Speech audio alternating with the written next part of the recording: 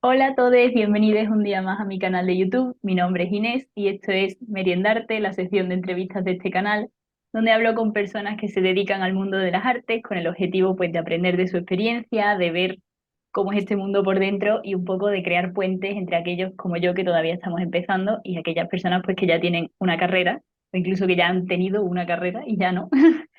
Que es el caso del día de hoy. Hoy estoy aquí con una invitada muy especial, una invitada con la que me ha costado mucho trabajo contactar, he tenido que mandar correos y correos y correos, a ver si por fin decía que sí, pero finalmente lo hemos conseguido. Hoy estoy aquí con Mariana González Roberts, de Hace Mi Madre. Es verdad, te lo he puesto muy difícil. Claro. Y bueno, madre, la primera pregunta de todas es, ¿cómo prefieres que te trate? ¿Masculino, femenino, neutro, de usted? Femenino y de usted. Ay, no, no, gracias. Y bueno, para los que no conozcan a mi señora madre, es una persona bastante recurrente en este canal, hay varios vídeos que podéis ver con ella. Pero bueno, mi madre ha sido actriz y directora y ahora mismo tiene un proyecto que se llama Árbol Dúo, que podéis mirar en el link que dejaré en la descripción, en Instagram, tienen página web, tienen de todo. Y ahora pues hablaremos un poco más en profundidad de qué son todas esas cosas. Así que nada, como espero que sepas, porque espero que hayas visto todos los vídeos, la primera pregunta pues es, ¿cómo empezaste en el mundo de las artes? ¿Qué te hizo querer probar? ¿Cómo has llegado hasta aquí? Bueno, ¿cómo empecé y cómo llegué hasta aquí? Son dos preguntas diferentes. Pero empecé con 13 años porque yo era muy tímida, pero enfermizamente tímida. Y como era muy buena alumna y quería seguir siéndolo, en el momento que pasé al instituto, bueno, a la secundaria en Argentina, pues yo estaba en la Patagonia Argentina, decidí por mí misma, pensé que si seguía con esa timidez extrema, eso me iba a complicar muchísimo la participación, o sea, porque yo sacaba muy buenas notas en los exámenes escritos, pero en los orales no era capaz de levantar la mano para dar ninguna respuesta en clase, o sea, me moría de la vergüenza. Entonces pensé que aquello no iba a funcionar en, en un instituto y me autodiagnostiqué y me auto di tratamiento. Y el tratamiento que se me ocurrió es que tenía que hacer teatro, porque claro, que aquello me iba a ayudar a mí a hablar mejor y a estar más tranquila y a perder un poco esa timidez, ¿no? Entonces averigüé qué había y justo cerca de mi casa había un grupo de teatro que luego agradecí infinitamente porque mi profe de teatro, la primera, era increíble, o sea, era una tía maravillosa que había sido directora de teatro también durante la dictadura en Argentina, con un trabajo de artivismo y de activismo político a través de las artes muy serio. Entonces, claro, tenía toda una perspectiva del teatro que para mí fue fascinante. Yo en aquel momento ya participaba en política, además, entonces, claro, de pronto vi que aquello que para mí era una cosa que hacía para dejar de ser tímida, pues se convertía en algo que de pronto tenía muchas más implicaciones que me interesaban, ¿no? Entonces empecé a compatibilizar el instituto, mi militancia política y mi trabajo en el grupo de teatro. Con 14, sí, 14 y medio o así, hice mi primera gira, que fue muy interesante, en la misma ciudad, pero fuimos a hacer la función en distintos institutos, en el teatro de la ciudad, o sea, bueno, la verdad es que fue una experiencia muy increíble. Ella, porque era muy buena profe, en la primera obra que montamos me dijo que si yo quería ser la protagonista, yo casi me muero, casi me da un infarto aquel día, No, gracias. pero claro. Sí, yo siempre digo esto cuando trabajo bueno, durante muchos años di clases de teatro también y siempre le decía esto a los alumnos, ¿no? Que cuando escucho a otra gente diciendo, no, yo hice teatro porque yo no podía hacer otra cosa y era mi pasión, yo no. Yo me pasé 10 años, más o menos, sí, entre 8 y 10 años, sufriendo cada vez que tenía que ir a un ensayo. Y y hice teatro ininterrumpidamente. Solo paré de hacer teatro los 2 primeros años de la universidad porque creía que no lo iba a poder compatibilizar y que necesitaba pues centrarme en los estudios y tal.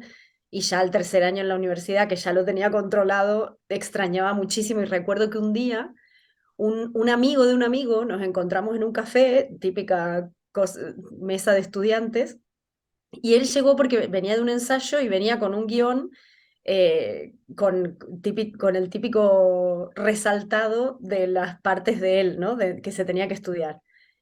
Y mi cuerpo hizo como ¡boom! Y fue como esa sensación de, no, no, no, yo necesito volver a esto. O sea, no me había dado tanta cuenta, pero ese momento fue como, me enganchó y entonces, bueno, me apunté en la Escuela de Arte Dramático. Y bueno, en realidad me había apuntado en la Escuela de Arte Dramático en el primer año. Cuando llegué a estudiar, entré en la Escuela de Arte Dramático y entré también en la universidad para estudiar historia. Y me aburrí. En la Escuela de Arte Dramático me aburrí como un hongo. Entonces no, De al mes tal no. palo. Claro, como a los 2 meses me fui porque no lo soportaba aquello. Y entonces volví a entrar. O sea, así cabezona, dije, bueno, ahora soy más mayor, igual ahora esto va mejor. Volví a entrar, aguanté bastante más, la verdad, aguanté como 6 o 7 meses y como a los 6 o 7 meses uno de los profesores de una de las materias de teatro físico me ofreció si quería ir a trabajar con su compañía. Y ahí también pasaba esta cosa ridícula que también sucede aquí en las escuelas de arte dramático, que es que no ven con buenos ojos que trabajes o que hagas cosas profesionales, o sea, que trabajes mientras estás estudiando. Entonces fue como esta cosa de tenés que elegir, o te quedas en la escuela o te vas a trabajar con esa compañía. Y yo dije, me voy a trabajar con esa compañía. Así que esa fue mi Oh segunda vez. no, qué decisión tan difícil. Así que nunca terminé la carrera de arte dramático.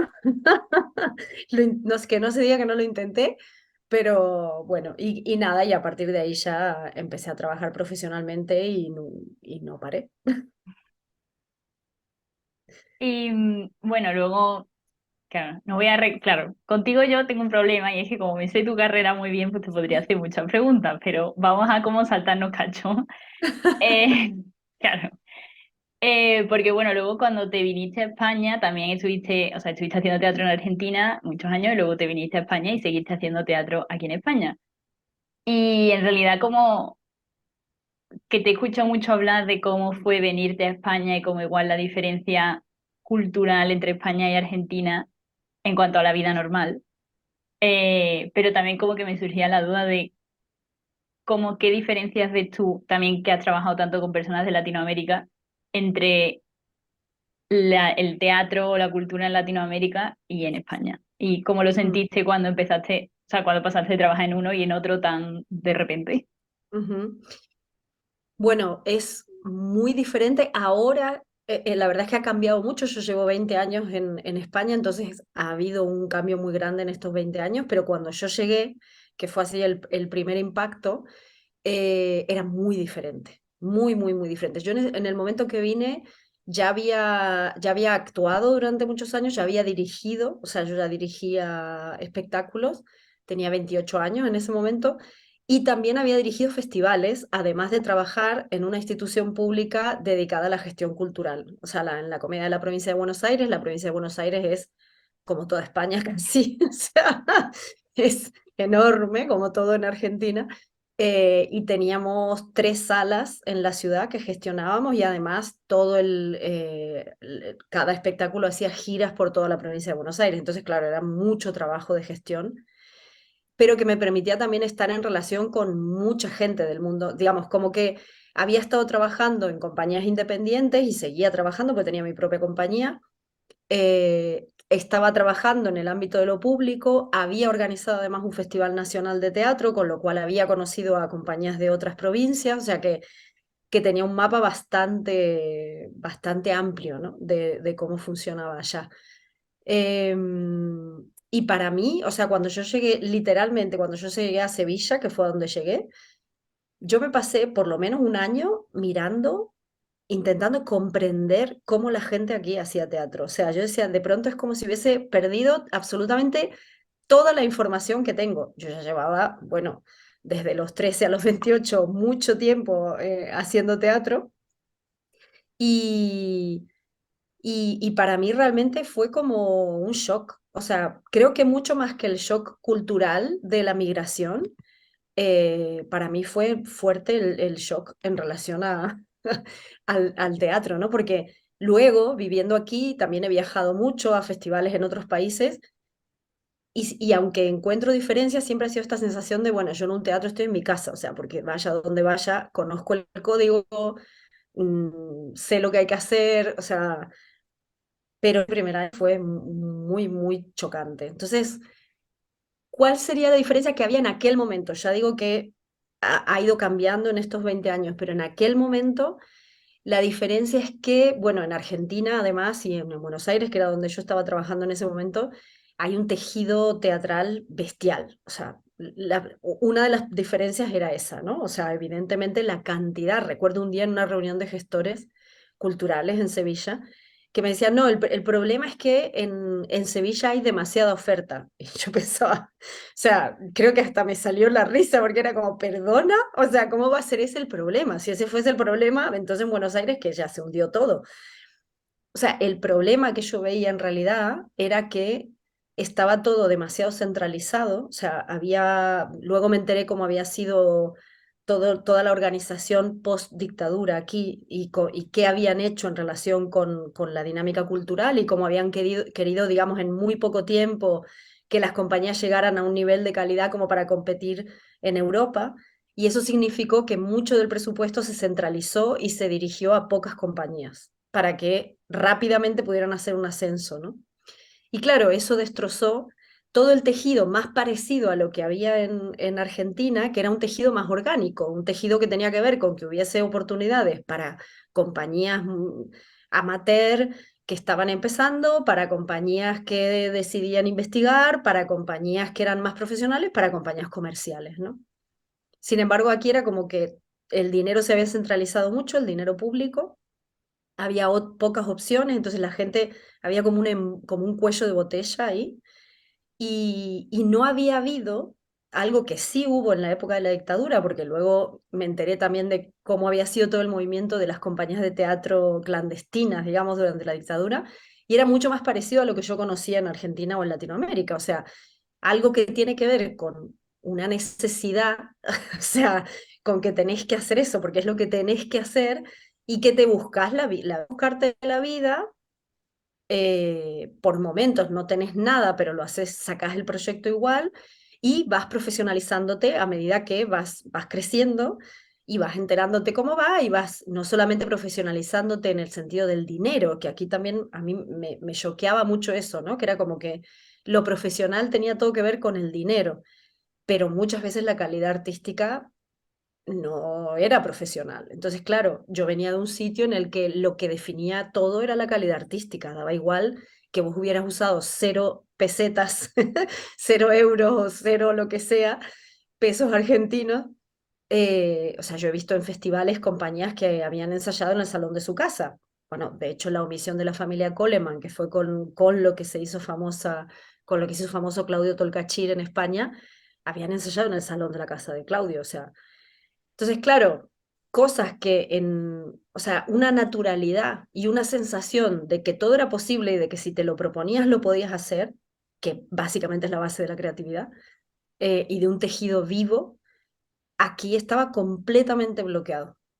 O sea, yo lo que veía es que la gente joven salía solo a hacer castings, o sea, era como que la única opción que veían era o hacer casting o meterse en alguna compañía, en aquel momento estaba el CAT en Sevilla, o sea, en alguna institución pública y poco más. O sea, no veía en ninguna parte ese tejido rico de, mira, lo hacemos a nuestra manera y lo hacemos y lo hacemos. Y la otra cosa que me impresionó mucho también fue el que no hubiera teatro de calle en Sevilla. Luego me enteré por qué era, porque tenía que ver con las normativas y con todas estas cosas. Pero claro, yo venía de haber hecho teatro de calle en Argentina también. Y claro, yo llegué a una ciudad como Sevilla. monumental, con ese nivel con esa cantidad de espacios increíbles para poder hacer cosas, y no había nada. Entonces, claro, fue muy, muy choqueante, porque venir de un sitio que estaba lleno de vida cultural a un sitio en el que parecía que la vida cultural se tenía que hacer en 4 lugares y que si no podías entrar ahí no podías hacer nada, para mí fue muy loco, la verdad, o sea, fue impactante. Mi manera de responder siempre a estas cosas fue una manera muy, muy latinoamericana y muy creativa, diría yo, que es, vale, pues me invento un espacio en donde yo pueda hacer las cosas a mi manera y estar en contacto con personas, en este caso mujeres, porque era un festival internacional de mujeres en las artes escénicas, que tengan esta misma visión para poder nutrir mi cabeza creativa y mi alma, porque lo otro era como una sequedad horrible, o sea, mi sensación era, aquí no se puede hacer nada, o sea, es horrible. Y, y entonces armé un proyecto, lo presenté, conseguí la subvención y durante 6 años dirigí La Otra Mirada, que lo organizamos junto con Dos Lunas Teatro y que vos estuviste muchas veces ahí conociendo a las invitadas. Y claro, para mí fue el aire. O sea, mi oxígeno, digamos, cuando llegué fue, por un lado, el festival, porque me permitía seguir en red con mujeres creadoras de distintos países del mundo y seguir como nutriendo esa investigación escénica, y sobre todo la sensación de que todo es posible. Y por el otro lado, armé un proyecto muy grande para trabajar en Andalucía con mujeres mayores a través del teatro. O sea, lo que hacíamos era una especie de teatro comunitario, luego sí que fue un grupo de teatro comunitario, pero al principio no. Básicamente era trabajar con mujeres de distintas asociaciones, contar sus historias y crear piezas escénicas a partir de esas historias y que esos espectáculos participaran del festival, La Otra Mirada. De manera que mi objetivo con eso era justamente una de las cosas que yo veía que era como muy duro aquí, que era que no había ningún tipo de conversación entre las personas que estaban haciendo teatro amateur con las personas que tenían una compañía profesional. Y a mí me parece que eso es un error, o sea, porque hay mucho que se aprende en eso, y sobre todo si estamos hablando de mujeres creadoras, ¿no? Entonces lo que hacíamos en La Otra Mirada era eso, que en el mismo escenario, en el mismo horario, nada de, hay actividades alternativas y ese tipo de cosas, sino que en el mismo horario, o sea, con el mismo lugar de jerarquía, pues algunos días estaban las compañías internacionales que venían y otros días estaban los grupos de mujeres andaluzas mostrando sus espectáculos. Y la verdad es que de esa combinación fue maravillosa. Las invitadas que venían de otros países, que eran mujeres con una enorme trayectoria, estaban fascinadas con el proyecto y con que fuera de esta manera. Les fascinaba conocer a mujeres reales de aquí y escuchar sus historias y entender el contexto en el que habían vivido. Y para las mujeres de aquí era una pasada poder, o sea, yo recuerdo escenas como por ejemplo que hubiera una performera de Ghana que vivía en Alemania en ese momento, que había venido con un espectáculo, una performance increíble, o sea, ella es una performera brutal. eh, en un momento, un corro de mujeres andaluzas tocándole las palmas y cantándole flamenco, y ella en el centro bailando bailes tradicionales de su país.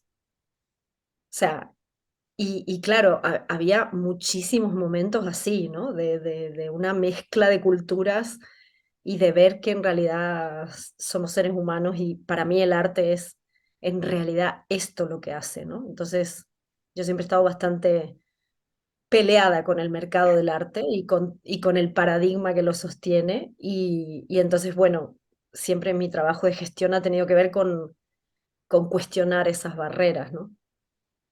Qué guay, no sabía eso. Wow.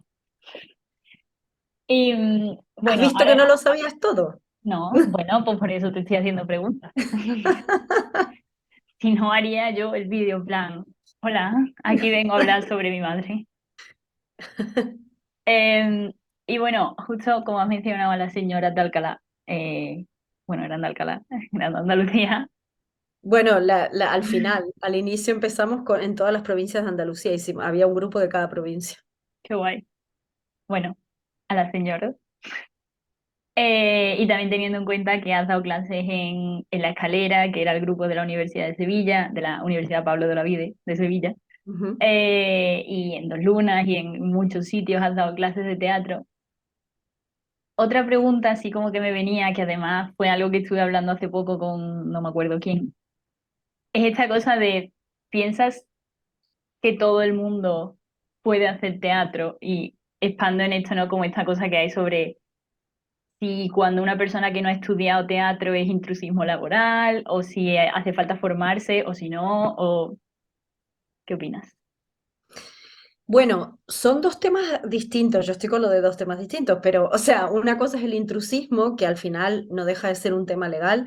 Yo la verdad es que soy bastante poco limitadora en relación con eso, porque me parece o sea, entiendo el por qué se hace y lo puedo respetar en un momento dado, pero como yo entiendo las cosas, creo que al final se trata de que podamos estar en un sitio y crear juntos, ¿no? Entonces me parece que todos esos límites que se colocan legales, para mí no tienen mucho sentido, la verdad. O sea, obviamente tienen un sentido laboral, pero creo que también nos colocan en un lugar de escasez creativa muy, muy heavy, que no le hace bien al mundo de la cultura. O sea, de donde yo vengo, o sea, y aunque luego he trabajado con muchos países, con otros países europeos, pero en Latinoamérica es una maravilla ver justamente estas mezclas de cosas, ¿no? Y como alguien que empieza como eso, como un grupo de teatro comunitario, pues de pronto lo ves en el Festival Iberoamericano de Cádiz porque llevan 30 años haciendo eso. Entonces vos decís, bueno, vale, ninguna de estas personas estudió arte dramático, pero llevan 30 años haciendo esto. ¿Esto es intrusismo? Perdóname. O sea, es como, o sea, a mí esa legalidad en un ámbito que necesariamente requiere de mucha interacción y de mucha conversación y de mucha mezcla, y eso es lo que lo hace rico, o sea, me parece que al final es tener miedo de quedarte sin trabajo, y lo entiendo, lo respeto, no lo comparto. Creo que puede hacerle bien al ámbito laboral, pero le hace mucho mal al ámbito creativo. Sobre todo porque también nos genera esta cosa de desconfianzas entre nosotros, o sea, que es justo mucho de lo que veo aquí, ¿no? O sea, muy poca colaboración, muy poca apertura, cada vez hay más.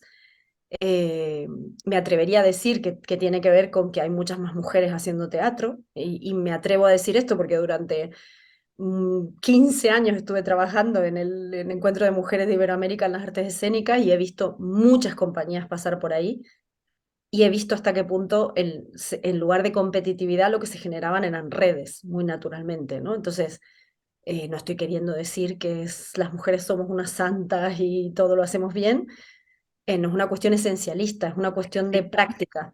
O sea, es una cuestión de prácticas. Y las prácticas que yo he visto son prácticas de generar conversación y de generar colaboración y de generar redes. Entonces, me parece mucho más interesante esa postura, ¿no? Em, Ahora, ¿cuál era la otra parte? Una era lo del intrusismo, pero la otra era... que si crees que todo el mundo puede hacer teatro. Ah, sí, sí, obviamente como casi cualquier cosa. O sea, ahora, que todo el mundo puede ser brillante haciendo teatro.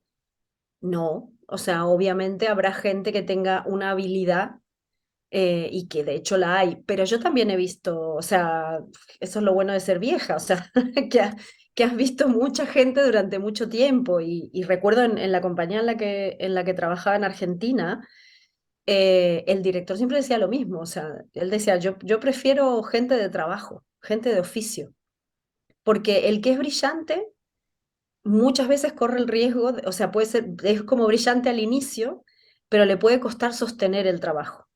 Mm, Y una persona que se le ocurra, igual no es brillante al inicio, pero yo ya te digo yo que si lleva 5 años trabajando, empieza a ser brillante. O sea, para mí lo que hay que generar son espacios de práctica.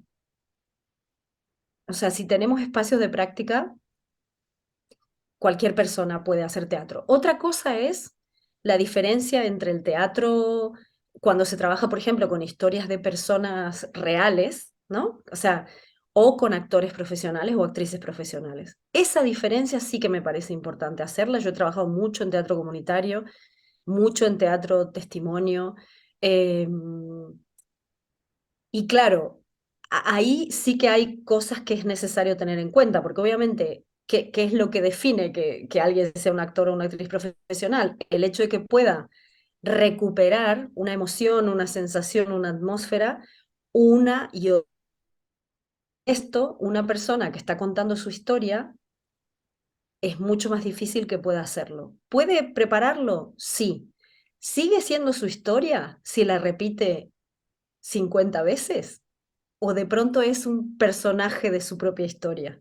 mm, Y esto es algo que a mí siempre me ha interesado, ¿no? Porque he seguido muchos procesos así y he visto cómo cuando se lleva bien, como en el caso, por ejemplo, de Eglina Larreinaga, con el trabajo que ella ha hecho en El Salvador, claro, ella hizo mucho, ella empezó trabajando con mujeres de la calle, que vendían en la calle, en el mercado, pero claro, el entrenamiento que hicieron ha sido brutal. Entonces, vos las ves ahora y ellas son actrices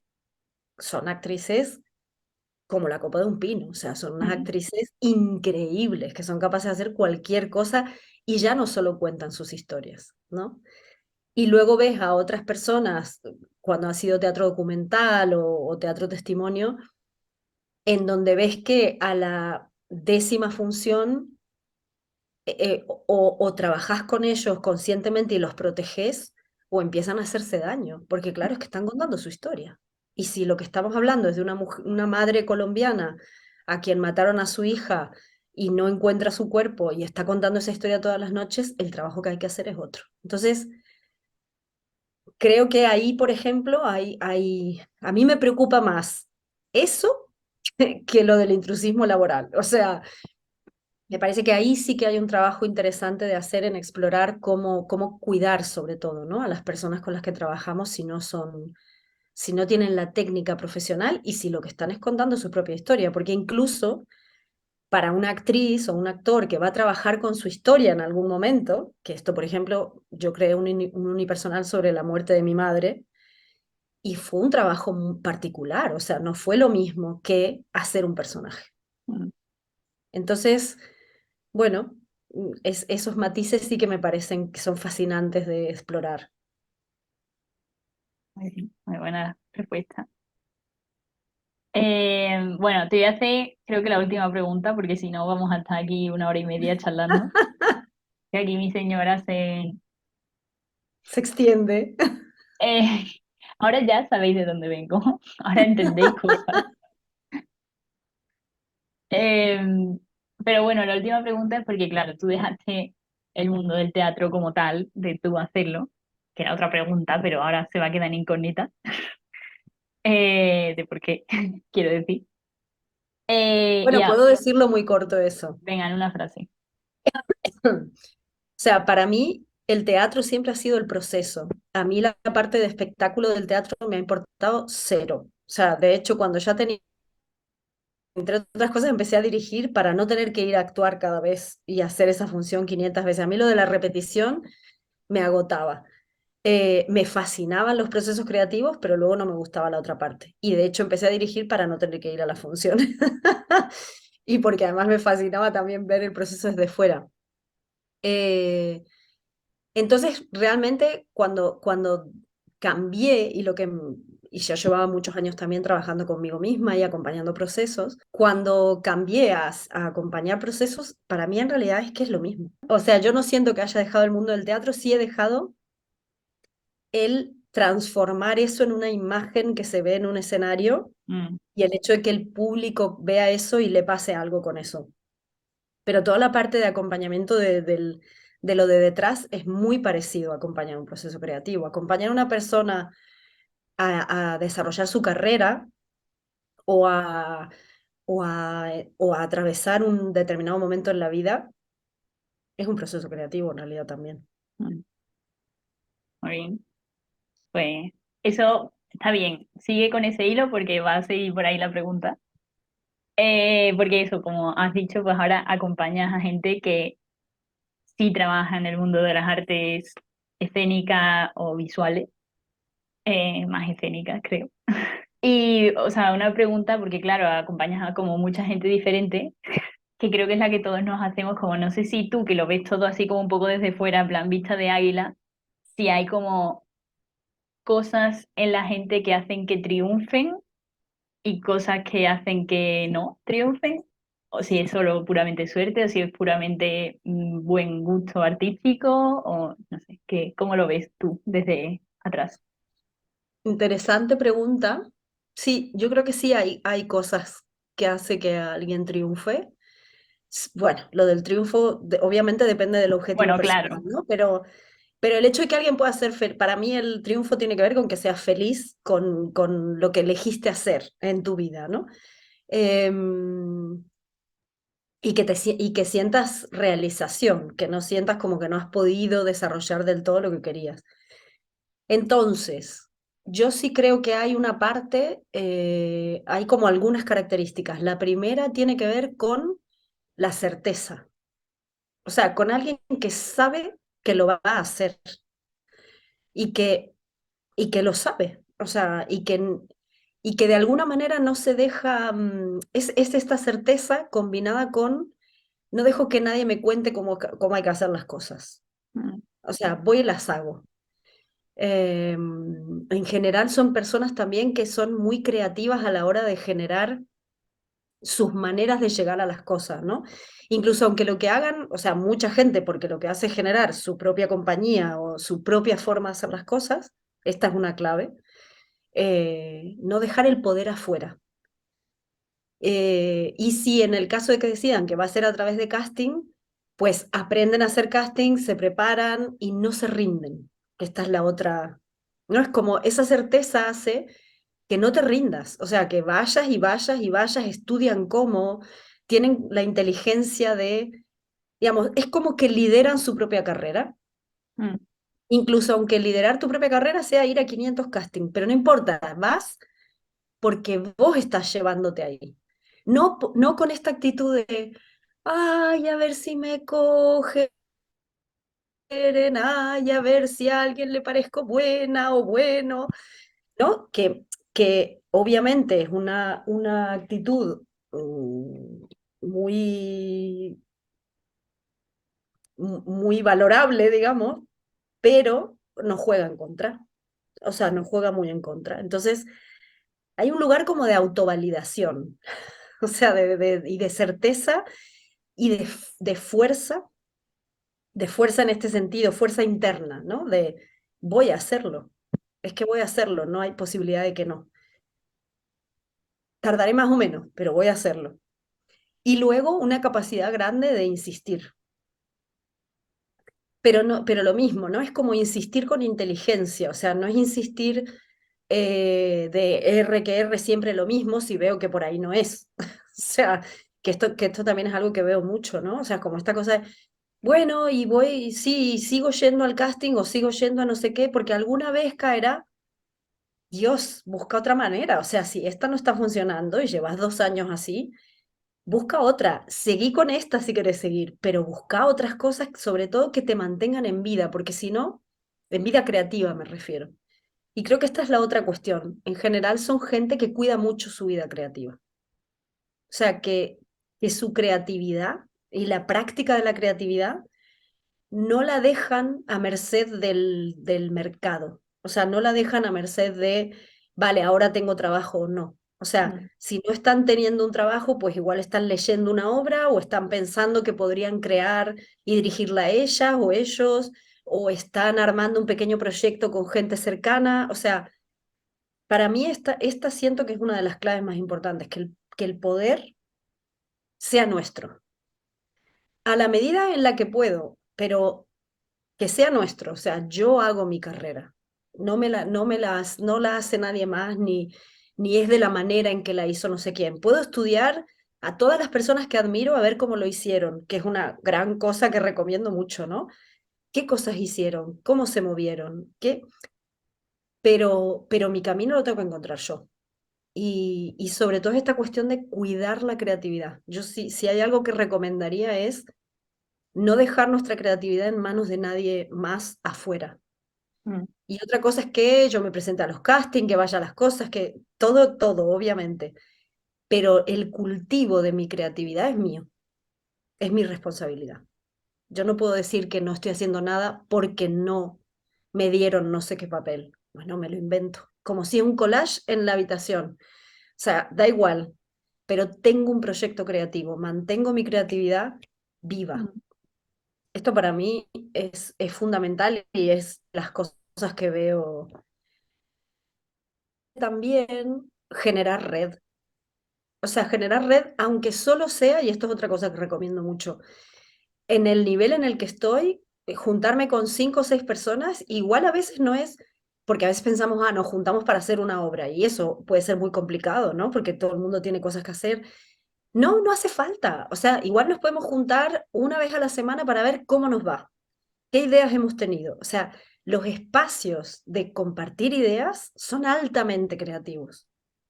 Y no es solamente que nos dan ideas, sino que también nos dan una fortaleza interna para animarnos a hacer cosas, porque ya no nos sentimos solas y solos.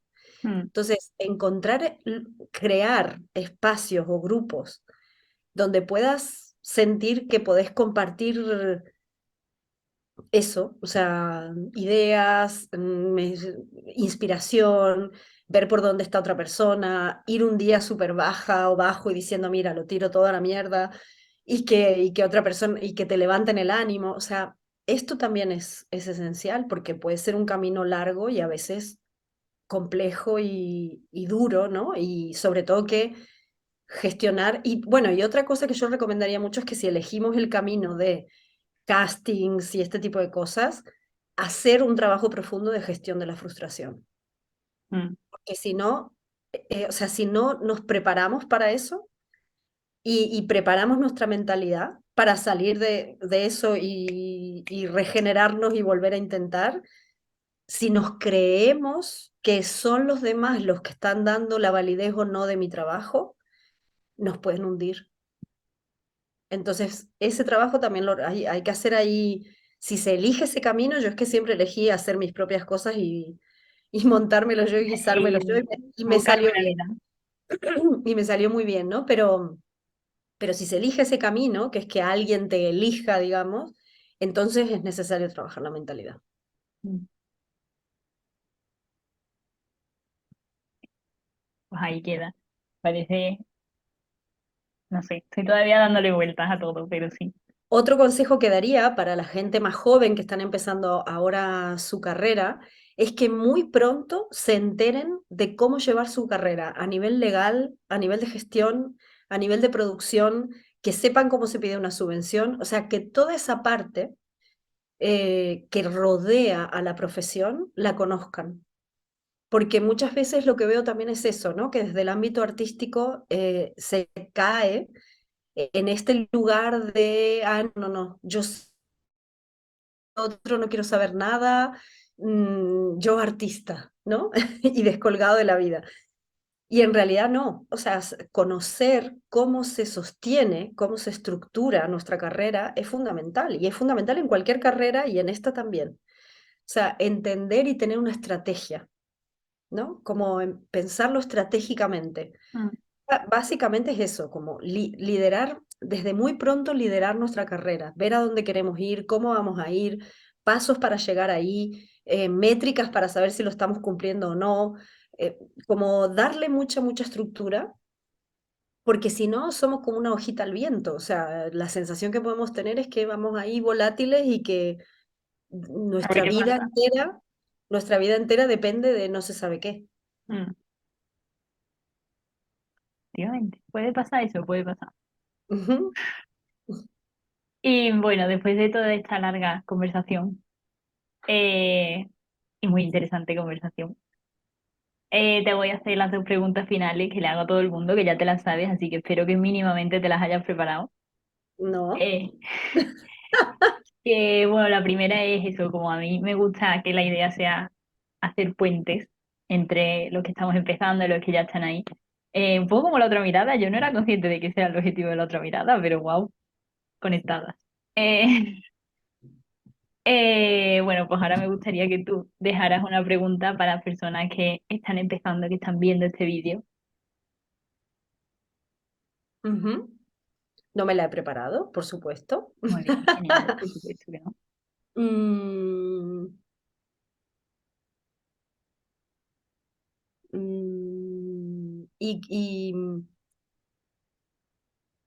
bueno, yo, si es gente que está queriendo dedicarse profesionalmente, ¿no? Que quiere que sea su vida, mm, le preguntaría qué quiere darle al teatro. O sea, le preguntaría las dos cosas. ¿Qué quiere que el teatro le dé y qué quiere darle? Y que tengan claras las dos. Porque la relación con el teatro, como cualquier otra, es una relación. Y muchas veces entramos a esto con la sensación de que nos tiene que dar a nosotros el sentido de nuestra vida, ¿o no? Y es lo mismo que si entramos a una relación de pareja pensando que esa persona me tiene que dar la felicidad, o sea, eso no va a funcionar. Entonces, creo que es muy interesante tener muy claro qué le pido, o sea, realmente qué le pido. Igual le pido que me dé una carrera profesional, igual le pido que me dé un sentido en mi vida, igual le pido viajar, igual le pido, para mí, por ejemplo, cuando empecé a hacer teatro, eso fue cambiando, ¿no? Primero era, le pedía que me ayudara con la timidez. De, así de simple, claro, y era eso. Después le empecé a pedir que me abriera al mundo, porque de pronto vi que allí había un camino que me permitía abrirme al mundo. Mm, y entonces creo que hacernos de vez en cuando esta pregunta muy clara de qué le estoy pidiendo, porque eso es lo que organiza nuestra carrera. Depende de lo que pida, es Mm, donde me voy a querer mover o no. Y luego, ¿qué le doy? O sea, ¿por qué debería dármelo? ¿Qué estoy dando yo?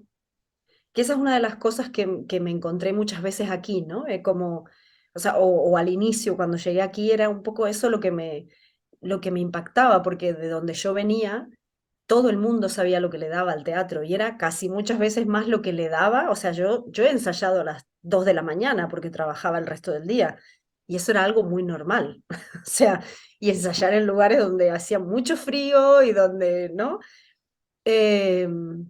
Y de pronto aquí veía que todo el mundo exigía, pero era como, bueno, ¿y vos qué le estás dando al teatro? ¿Por qué el teatro tiene que abrirte las puertas? ¿Vos qué das? ¿Qué das que otra persona no da? ¿Qué das especial? ¿Por qué? ¿Por qué unas personas tienen que perder una hora de su vida en verte a vos en un escenario? O sea, ¿en qué mm, estás aportando? Y siento que estas dos preguntas pueden dar mucha orientación. sí, me gusta esa pregunta. Y bueno, la otra pregunta es, ¿a qué persona creéis que debería entrevistar? Sé que ya he entrevistado probablemente a algunas de las que podrías decir, pero Sí, lo sí, siento. ya, a unas cuantas, pero justo en la línea un poco de lo que aconsejaba, no te voy a decir personas, pero sí te voy a decir roles, ¿no? No, dime Yo, persona. no, o ¿Sabes por sea, qué? yo te diría eso, como directores y directoras de casting, directores y directoras de festivales. Bueno, ahí sí te puedo decir, Irene Pardo, por ejemplo, sería muy interesante. Eh, Ángel Murcia, de Los Veranos de la Villa, sería muy interesante. Mm, como, bueno, como entender un poco cuál es esta visión, o programadores, ¿no? También entender. cuál es su visión, qué es lo que miran, ¿no? Desde dónde están generando un tejido artístico, productores y productoras, tanto de danza como de teatro, como de flamenco, como de, ¿no? O sea, eh, eh, sí, o sea, es bastante. Y luego también te diría técnicos y técnicas. Ujú. O sea, yo de lo que más he aprendido en mi vida es trabajando muy de cerca con los técnicos y con las técnicas, o sea, y que me contaran de verdad lo que veían. Recuerdo un técnico en Argentina, en un teatro público, diciéndome, claro, es que de pronto vos estás debajo con una escalera altísima, no, estás subido una escalera altísima, cambiando un foco, o sea, en peligro, después de haber corrido para llegar hasta ahí, no sé qué, no sé cuánto, y de pronto ves al director debajo diciendo, pero no sé, no sé. Y claro, te da ganas de soltar el foco y que le caiga en la cabeza. Entonces, yo tuve la suerte en Argentina de trabajar muy de cerca con equipos técnicos y ese fue un enorme aprendizaje. O sea, te cuentan con mucha claridad lo que ven desde fuera y creo que para los actores y actrices y los directores y directoras tendría que haber una parte en las escuelas de arte en donde se estuviera en contacto con los técnicos, con qué necesitan, cómo les gustaría que les pidieran las cosas. Entonces creo que eso también podría ser algo muy, muy interesante. Qué guay. Pues sí, me quedo con la recomendación, aunque no me hayas dicho ni un, bueno, sí, has dicho dos nombres, está bien. Y bueno, ahora es tu momento, promo, Instagram, cosas donde seguirte, qué quieres que hagamos. Bueno, pues en Árbol Dúo, que es el proyecto en el que estoy ahora, que básicamente lo que hacemos es trabajar relaciones conscientes, tanto en todo, relaciones con nosotros mismos, relaciones con otras personas y relaciones en equipos, que es lo que trabajamos mucho, y mis mentorías en relación a, sobre todo, trabajo con mujeres, a carreras de mujeres líderes en el ámbito de la cultura. Eh, entonces, bueno, tanto en la página web de Árbol Dúo como en el Instagram de Árbol Dúo, como nos pueden escribir a info@arbolduo.com y preguntar lo que quieran preguntar. Y, y nada, por ahí. Muy bien. Pues nada, muchas gracias por esta entrevista en este día de hoy.